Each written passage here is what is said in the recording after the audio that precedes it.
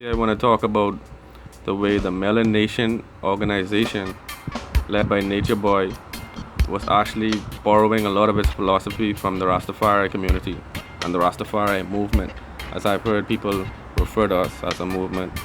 But the Melanation Organization, at first glance, immediately appears to be just like the Nyabingi.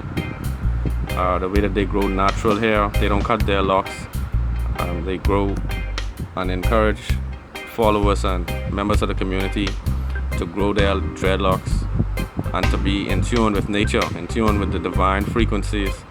All of this was pioneered by the Rastafari community from around like 1950, 1960 and onwards, whereas members of the Rastafari community were growing their consecration and growing their locks as a vow of separation from the system.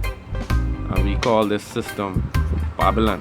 Babylon is called the oppressor, the adversary.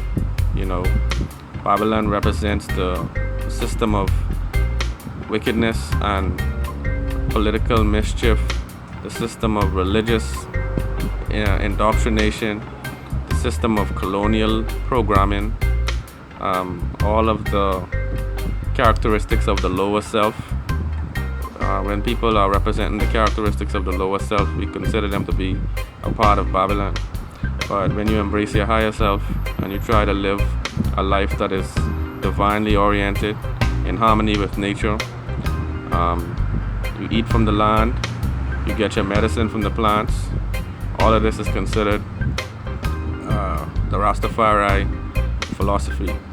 You know, we separate from the wicked system in the sense that we would create our own economy, focus on group economics, collective security, where we can come together and help basically come together and help each other to survive in a communal and a collective fashion.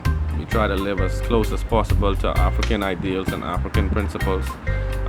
Some Rastafari don't live on a communal ground. Some people live in their own house in townships and in regular aspects of society. We work regular jobs and we engage in society, contribute to society. But basically, the concept of Babylon, the concept of living a vegetarian or vegan lifestyle, the concept of living close to nature were all derived from the Rastafari community and stolen